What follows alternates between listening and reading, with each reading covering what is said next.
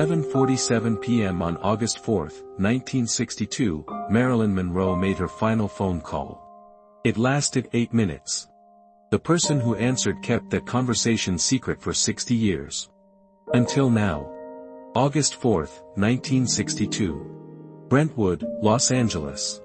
The last day of Marilyn Monroe's life began like so many others in recent months, with pills, with loneliness, and with the desperate need to hear a familiar voice. But by 11:47 p.m. that night, Marilyn would make a phone call that would reveal the true reason she died just hours later. The person who answered that call was Dr. Ralph Greenson, Marilyn's psychiatrist, who had been treating her for severe depression and anxiety for the past 2 years.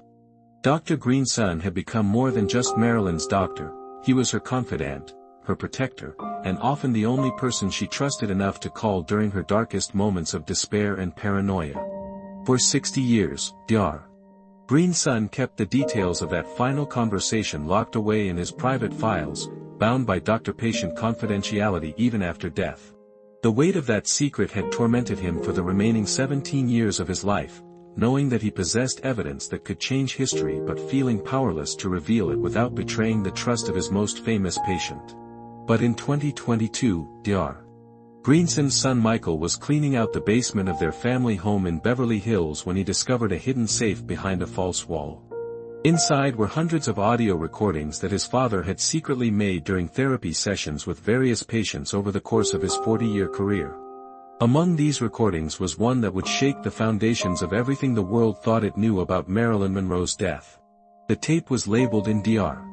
Greenson's careful handwriting, Final Call, August 4, 1962, 11:47 p.m., confidential. What Dr. Greenson had recorded of that last conversation would change everything the world thought it knew about Marilyn Monroe's death and reveal a conspiracy that reached to the highest levels of American government. Marilyn's voice on the recording was slurred from the barbiturates she had been taking throughout the day, but her words were crystal clear and terrifyingly urgent. "Ralph, I need to tell someone the truth before it's too late. They're going to kill me tonight. I know it sounds crazy, but I'm not paranoid this time. This is real." Dr. Greenson had been treating Marilyn for what he believed were paranoid episodes, convinced that her fears about people wanting to harm her were symptoms of her mental illness rather than genuine threats against her life. His case notes from previous sessions describe a woman struggling with delusions of persecution, convinced that powerful people were conspiring against her because of her relationships with influential men.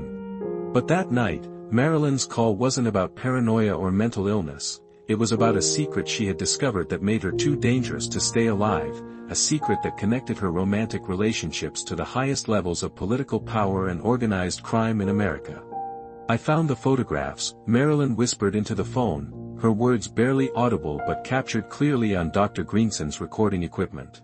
"The ones Bobby thought were destroyed. The ones that prove everything I told you about the parties, about what they made me do, about who was there and what they were planning."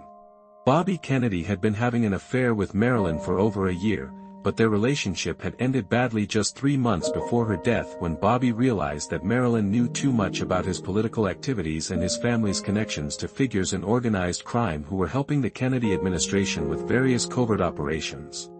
But Dr. Greenson's recordings reveal that Marilyn's relationship with Bobby Kennedy wasn't just romantic. She had been attending private parties at exclusive locations where high-level political discussions took place, and she had been systematically photographing and recording these meetings without the participants' knowledge, creating what she called her insurance policy against powerful people who might want to silence her. "I have pictures of Bobby with Sam Giancana," Marilyn told Dr. Greenson during that final call, referring to the notorious Chicago mob boss who had well-documented connections to both the Kennedy family and the CIA's attempts to assassinate Cuban leader Fidel Castro. "I have recordings of them planning operations, Ralph. Terrible things that the American people would never forgive them for if they knew." Dr. Greenson's detailed notes from previous therapy sessions reveal that Marilyn had been systematically documenting her interactions with powerful political figures for months, creating an extensive archive of compromising evidence that she believed would protect her from retaliation by people who might want to end their relationships with her or silence her permanently. She had been storing photographs, audio recordings, and detailed written accounts of conversations in multiple safety deposit boxes across Los Angeles, using fake names and complex security arrangements that she believed would keep her evidence safe from anyone who might try to destroy it. But Marilyn's most dangerous secret wasn't about Bobby Kennedy or organized crime figures. It was about President John F. Kennedy himself and classified information she had obtained during her brief but intense affair with him earlier in 1962, during private meetings that had taken place at locations where national security was discussed with shocking casualness. "Jack told me things he shouldn't have," Marilyn confessed to Dr. Green's son during their final conversation, her voice filled with the weight of secrets that had been crushing her for months. About Cuba, about the Russians, about military plans that could start a war. He was drunk and he thought I was too stupid to understand what he was saying. But I understood everything, Ralph. And I recorded it all. Marilyn had been present during private conversations between President Kennedy and his closest advisors about military operations related to Cuba and the ongoing tensions with the Soviet Union. She had used a small recording device hidden in her purse to capture these discussions and had photographed classified documents that had been carelessly left unguarded during informal meetings at private residences and hotels. Dr. Greenson's recordings reveal that Marilyn had initially planned to use this information as leverage to secure her relationships with either Jack or Bobby Kennedy, believing that possessing their deepest secrets would guarantee their continued affection and protection. Instead, it had made her the target of a conspiracy that reached to the highest levels of American government and threatened to destroy her completely. "They came to my house this afternoon," Marilyn told Dr. Green's son, her voice growing more agitated and frightened as the call continued. "Not Bobby, not Jack, but men I've never seen before. Government men. They knew about the safety deposit boxes, Ralph. They knew about everything I've been doing. They knew details that I never told anyone." The men who visited Marilyn on the afternoon of August 4th weren't FBI agents or CIA operatives working through official channels, according to Dr. Greenson's detailed notes from the conversation. They were private contractors hired by political figures who couldn't risk official government involvement in silencing a woman who possessed evidence that could destroy careers, end presidencies, and potentially start international conflicts. These men had given Marilyn a simple ultimatum: turn over all her recordings, photographs, and written evidence immediately, or face consequences that would be swift, permanent, and designed to look completely natural. They had studied her medical history, her struggles with addiction, her previous suicide attempts, and they had crafted a plan that would eliminate her while maintaining complete plausible deniability. "They want me to meet them at midnight," Marilyn whispered into the phone, her terror palpable even through the distortion of the old recording equipment. "They said they'll make it look like suicide, like I took too many pills again. They know about my history with barbiturates, Ralph. They know everyone will believe it because I've tried before." Dr. Greenson's recording captures his desperate attempts to convince Marilyn to call the police or contact the FBI for protection, but Marilyn's response reveals the true scope of the conspiracy she had discovered and the impossibility of finding safety through traditional law enforcement channels. "I can't trust anyone in the government, Ralph. The people who want to kill me are the government. They have people everywhere." Marilyn explained that her evidence didn't just implicate the Kennedy brothers in inappropriate relationships and poor judgment, it revealed systematic corruption that involved multiple government agencies, organized crime families, and foreign intelligence services. The recordings and photographs she possessed could expose operations that violated international law and potentially compromise America's position in the Cold War. But Marilyn's final call revealed something even more shocking. She hadn't been passive in her own destruction. Despite her fear and the overwhelming power of her enemies, she had been fighting back against the people threatening her, and she had one final card to play that she believed would guarantee her survival or at least ensure that her death would expose the truth. "I made copies of everything," Marilyn told Dr. Green's son, her voice taking on a tone of grim satisfaction despite her terror. "Not just copies. I sent packages to reporters, to foreign newspapers, to people who hate the Kennedys and would love to destroy them. If something happens to me tonight, the whole truth comes out tomorrow morning." Marilyn had spent the previous week preparing for her own potential death by ensuring that her explosive evidence would be released automatically if she were killed. She had mailed packages containing photographs, audio recordings, and detailed written accounts to multiple recipients with strict instructions to open them only if she died under suspicious circumstances. Dr. Greenson's notes reveal that Marilyn had sent evidence packages to communist newspapers in Europe who would be eager to embarrass the American government, to Republican politicians who opposed the Kennedy administration and would use any scandal to destroy their enemies, and to organized crime figures who had their own reasons for wanting to expose the Kennedy family's hypocrisy and secret dealings. "Bobby will be destroyed," Marilyn said with a satisfaction that still chills listeners to Dr. Greenson's recording 60 years later. "Jack will be impeached and probably imprisoned. The American people will see what kind of men they really elected, what kind of corruption they've been supporting. And it will all be because they were stupid enough to underestimate Marilyn Monroe." Marilyn believed that her death would trigger the release of evidence that would bring down the entire Kennedy administration, expose decades of government corruption, and reveal the extent to which organized crime had infiltrated the highest levels of American politics. She saw her murder as the ultimate revenge against men who had used her, manipulated her, and then tried to eliminate her when she became inconvenient.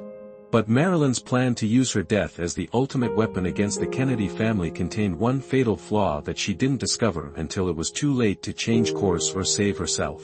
"Ralph, I think I made a terrible mistake," Marilyn whispered near the end of their phone call, her voice suddenly filled with despair rather than defiant anger.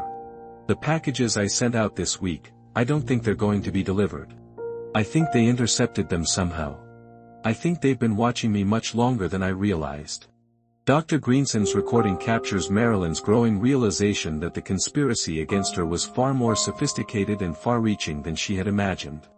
The people threatening her had been monitoring her communications for months, tracking her movements, intercepting her mail, and neutralizing her attempts to create insurance policies against her own death.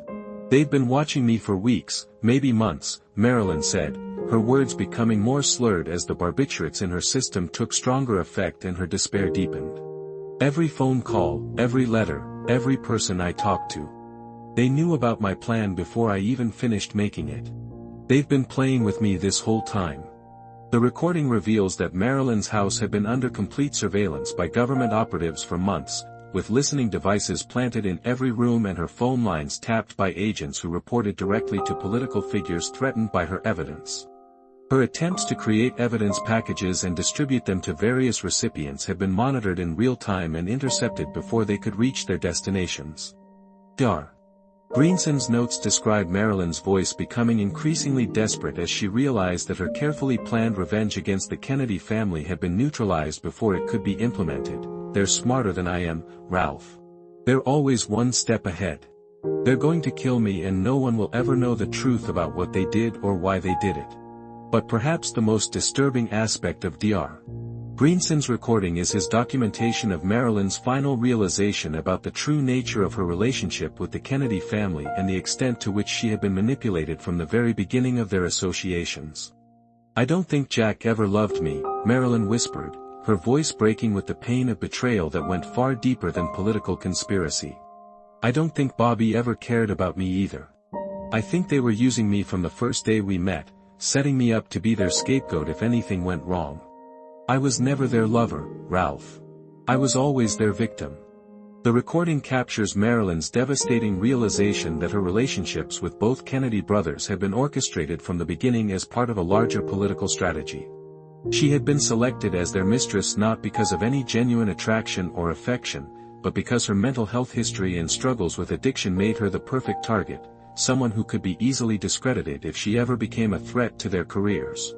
But the most chilling part of Dr. Greenson's recording comes in the final minutes of their conversation, when Marilyn describes hearing someone entering her house while she was still on the phone with her psychiatrist. "There's someone here," Marilyn whispered, her voice barely audible above the static of the old recording equipment. "I can hear them in the living room. They're not even trying to be quiet anymore. Ralph, I don't want to die like this. I'm not ready to die. I still have so much I wanted to do." Dr.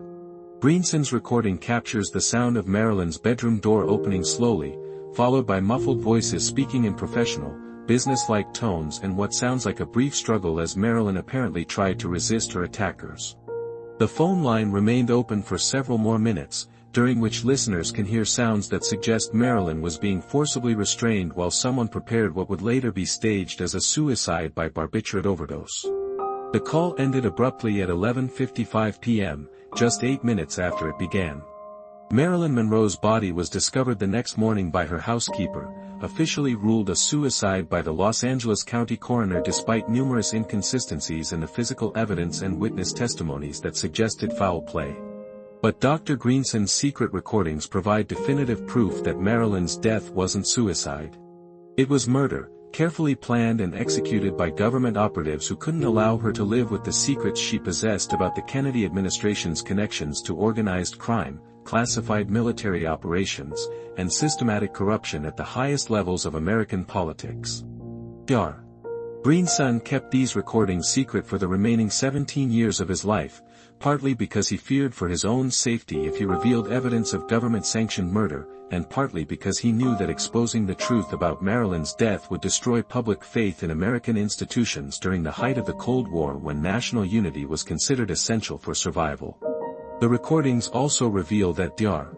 Greenson spent years after Marilyn's death working secretly with government agents to locate and recover any evidence packages that might have escaped interception, ensuring that Marilyn's explosive revelations about the Kennedy family would never see the light of day and threaten American political stability. Marilyn was right about everything, Dr. Greenson wrote in his private notes years later, after he had confirmed the truth of her accusations through his own investigations. The affairs, the government connections to organized crime, the classified information sharing, the systematic corruption, all of it was true. But she underestimated how far powerful people would go to protect their secrets, and she overestimated her own ability to fight back against the full power of the American government. Dr. Greenson's recordings reveal that several other people who had been close to Marilyn Monroe and possessed knowledge about her evidence-gathering activities died under suspicious circumstances in the months following her death, suggesting that the conspiracy to silence her had expanded to eliminate anyone who might have been able to corroborate her claims about government corruption or provide evidence of her murder. The discovery of Dr.